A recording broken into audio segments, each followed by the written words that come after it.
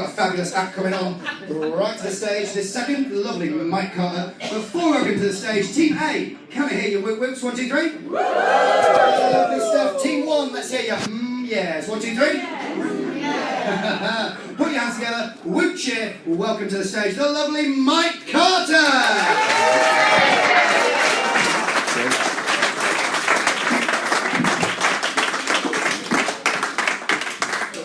All right. Thank you so much for that reaction. People tend to be a bit disappointed usually when I come bounding into a room. When I don't tell them that they're going to Hogwarts.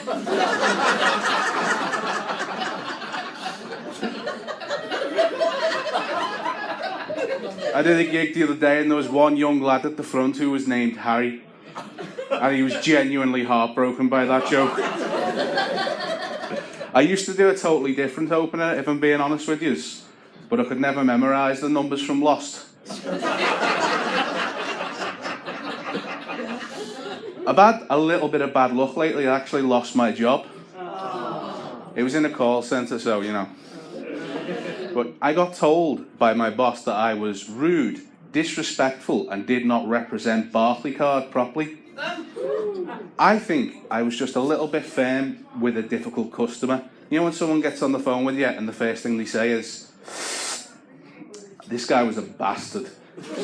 Starts off, first thing, I need to get into my wife's bank account.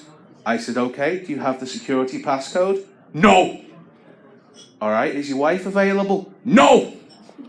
Okay, is this a joint account? Do you have your security information? No. I said, well, I'm afraid I can't give you access to the account today.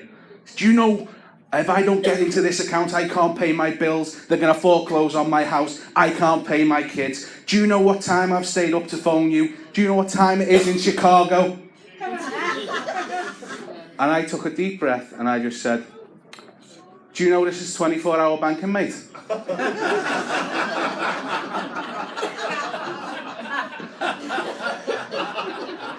So now I'm unemployed. And the worst part of being unemployed, I think anyone ever been unemployed? It's dealing with the job centre, isn't it? Every time I go in, same question from them. How's the job search been this week, Mr. Carter? Even the fucking questions in that place are redundant. At least it's busy over there. Yeah, they're getting a lot of trade. But you know, I turn up actually looking for a fucking job. The fella who's got paint and cement on his overalls with the van outside going, come on love, that cement dries in 20 minutes. He's there every fucking week. I know why I'm unemployed and I've had a long career in call centres and retail. It's because I did a degree in film studies. Now, I can admit it was a pointless degree. University was like the job centre for me, but with a sense of moral superiority. Because, you know, I was getting money and doing something with my life, as opposed to now I'm getting money and pretending I'm doing something with your taxes. And, you know, there are a lot of pointless degrees. Like, there's a reason if you rearrange the letters in health and beauty therapy training course, it spells teen pregnancy.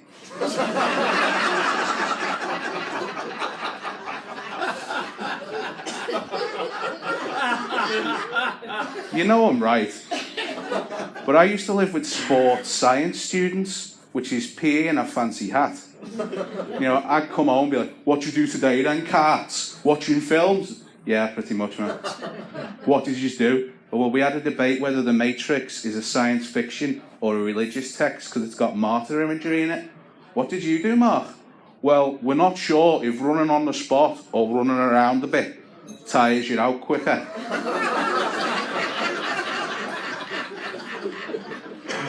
So I got on the treadmill and Tomo went round the track.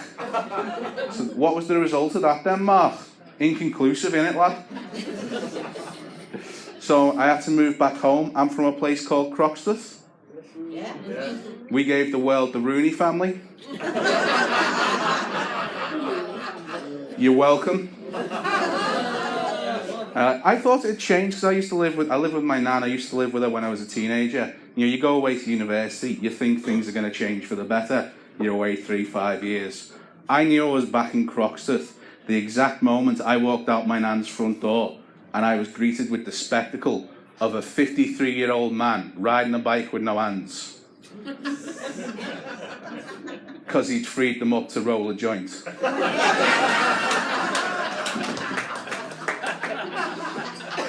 While being pulled along by 3 Jack Russells.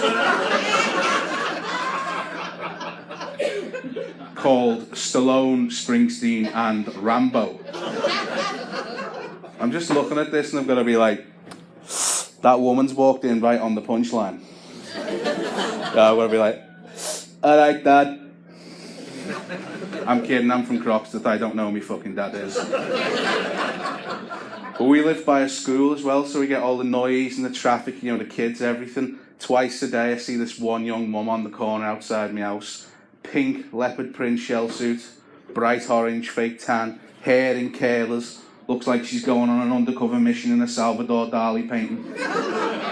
And she'll be screaming at the top of her lungs. Tracy, Leanne, Tasha, Christabel, Marie, Louise, Siobhan, Kendall, Brianna, Destiny, Chastity, Saphira, Avril, Beyonce, get here, no!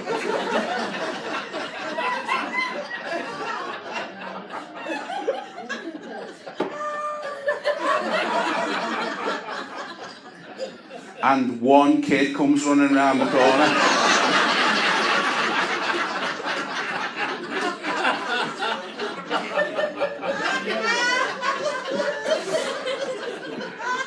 When I first got back, my nan told me, watch out for this beggar, he's called Smackhead Tony. I said, why is he called Smackhead Tony, Nan? She goes, I don't know, lad, I think he likes weed. So he turns up this day, because he always likes to come round to me nan, because he thinks she's on her own. And I open the door, it's like, hey mate, what it is, you see, fella? The thing is, right, I've done a big Sunday roast, you know.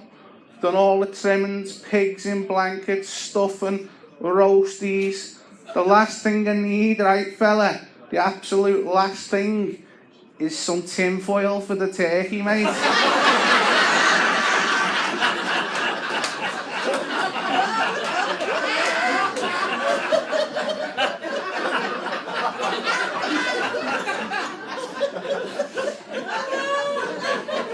Some of you remember the 80s then, yeah? So I was just like, yeah, Tony, I can see how cold that turkey's getting from here. But I haven't got any tin foil, so get lost. And he's like, come on, fella. My whole family's coming round here. Kerry Katona said she'd pop in and I think I'm in with a shout, you know, mate. I said, look, fuck off, Tony. So he gets all sad and slouches off towards our garden gate. Just as he's about to leave, he goes, in that case then, lad, you wouldn't happen to have a Kit Kat going spare, would you?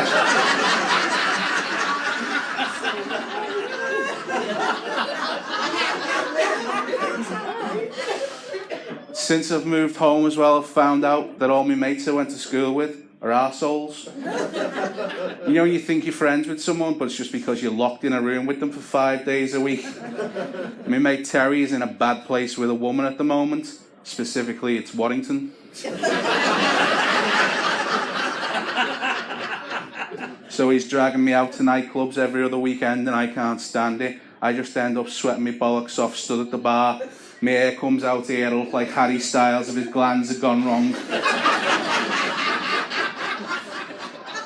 And Terry's going, why don't you get up and dance? You could meet someone. I'm just like, the only way I'm attracting a woman in one of these places is if they get too close and they get caught in my field of gravity, mate. But I'm stood at the bar this past weekend. You know that guy that you see in every nightclub, one of these lads, 6'2", bad tribal tattoos, looks like a wrestler from an old PlayStation game.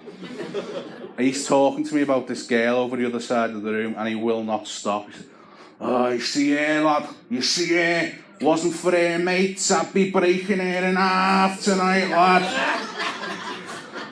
not realising her friends have formed a protective circle around her because she's told them to. You know, just all these Scouse girls on a night out looking fierce, flashing the false nails like the fucking Wolverine. Get behind me, Teresa, get behind me, girl. And they've all got the hair tied back, it's stretching the foreheads, so it looks like he's being chased by a horde of angry Benedict Cumberbatches. And this idiot's going, I don't know how they always know, but they always guess I'm only into them for a shag, lad. Like the fact you were staring at her from across the room for 20 minutes without blinking, mate, might have tipped her off. So then Terry, genius that he is, decides he's going to go and chat this girl up. And this lunatic flips his lid. He's like, hey, she's coming on with the big dog tonight, lad. Oh, fucking hell, I've got to get involved now, haven't I? Rover, leave them alone. And he's getting right up in my face now. Listen, fat boy, I'm getting that pussy by any means necessary, and there's nothing, absolutely nothing, you can do about it.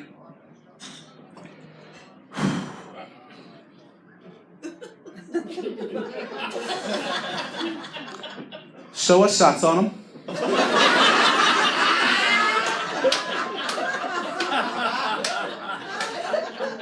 End up rolling into my nan's about 6:30 in the morning. Where have you been, Michael, you dirty stop out? I got lucky, alright, Nan. Don't be telling me that, Michael, don't be vulgar. Nah, it was the police who let me off with the caution, Nan. It is tough, though, being fat these days. It's tougher than it was, especially since thin people invented diabetes.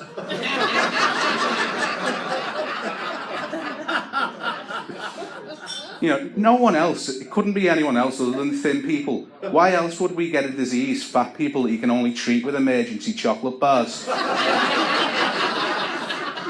God does not do irony that subtle. You know, no one even wants to call you fat anymore, but they'll still try and insult you. They'll call you something politically correct, like bubbly, fluffy, or chunky. And that is just thin people using coded language to take the piss. Because those words are more regularly used to describe chocolate, cake and peanut butter. The best one though, is everyone familiar with the shop Giacomo? It's the shop, if you don't know, that sells everything for the fat man except dignity. And I've got problems with Giacomo. For starters, the one in our shopping centre in Liverpool's on the second floor.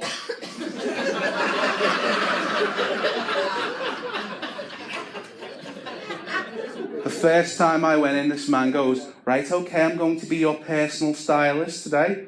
I'm like, settle down. When you're this size, it's not about style, it's about containment, mate. And he said, would burgundy chinos be acceptable? I said, have they ever?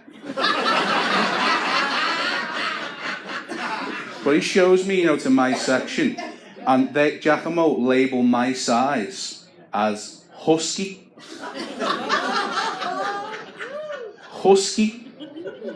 Do I look like I can run for 18 hours a day pulling a fucking sled? It's followed me for a long time, my size. When I was a teenager, I had a bit of a goth phase. I had to give it up. Everywhere I went, people making the same lame joke. Here he comes, Vampire the Buffet Slayer.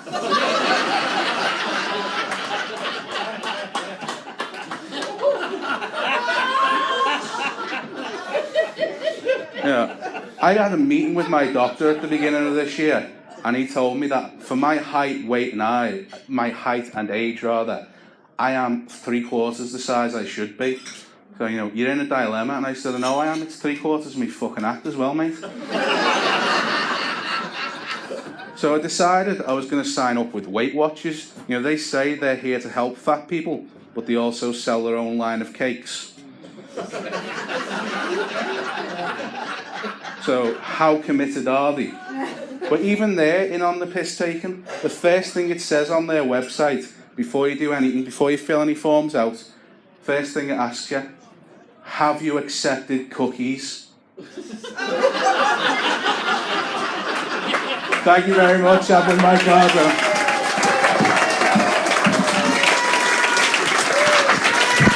Cheers, thank you.